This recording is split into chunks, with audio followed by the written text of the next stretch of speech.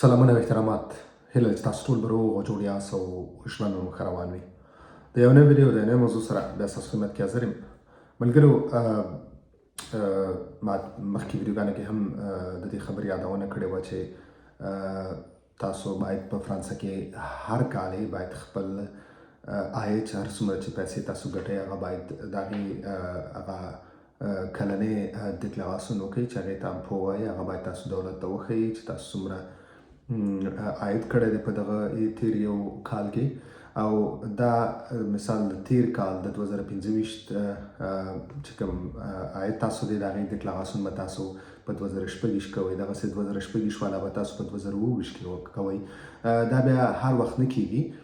نو دغه د 9 تاریخ د افغیل د اپریل د 9 تاریخ یعنې 2 ورځې بعد دې نه بعد تاسو د امپو ډیکلاراسیون شروع کیږي. تاسو کولی شئ او دا ډېر زیات مهم دی، تاسو ته هر اداراتو ته چې ځئ تاسو هر څه دپاره چې تاسو غوښتنه کوئ ستاسو دغه امپو تاسو نه اوی د امپوزیسیون تاسو نه د هغې غوښتنه کیږي چې تاسو خپل امپو راکړئ موږ ته. تاسو هغه ډیکلاراسیون کړی دی، تاسو څومره ټیکس دولت ته ورکړی، تاسو څومره عاید دی کلنی. نو دا خورا مهم دی.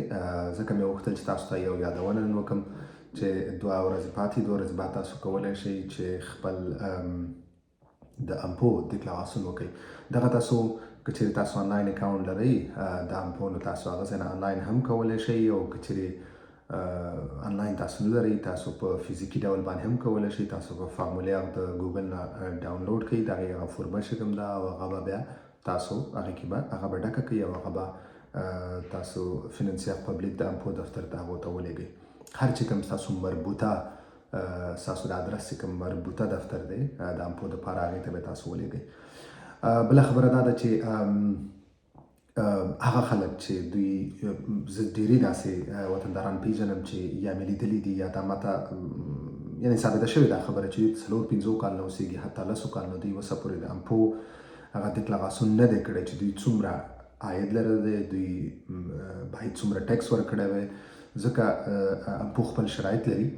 نو زما د هغو ملګرو نه چې تر اوسه پورې امپو نه د هغې ډیکلاراسیون یې نه دی کړی، نو تاسو به څنګه کوئ؟ تاسو به کم کال چې تاسو فرانسې ته رارسېدلي که تاسو کار کړی که نه یې کړی، مثال یو نفر دی هغه په 2023 کې راغلی، نو د 2023 ډیکلاراسیون به اول کوي، بیا د 40 بیا د 25 همدغسې به ورپسې ځي.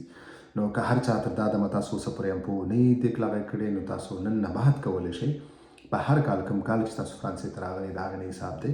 په هغه کال کې که تاسو 6 میاشتې دلته پاتې شوي، 3 میاشتې پاتې شوي، که تاسو بیخي کار نه یې کړی، کار مو کړی، که 4 کار کړی، بیخي 0 هېڅ کار هم نه یې کړی، هر څومره چې که 0 هېڅ کار هم نه یې کړی، تاسو 0 تاسو دولت ته ډیکلاراسیون کولی شئ چې ما بالکل کار نه دی کړی.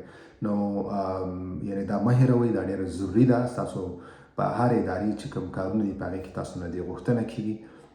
نو دې لپاره ما غوښتل چې زه په دې باندې تاسو ته یو وړوکی یادښت دپاره یو وړه ویډیو جوړه کړم چې تاسو درنه هېره نه شي. نو 2 ورځې بعد یعنې 9 تاریخ نه بعد د دې میاشتې تاسو کولی شئ چې خپل امپو د هغې ډیکلاراسیون وکړئ.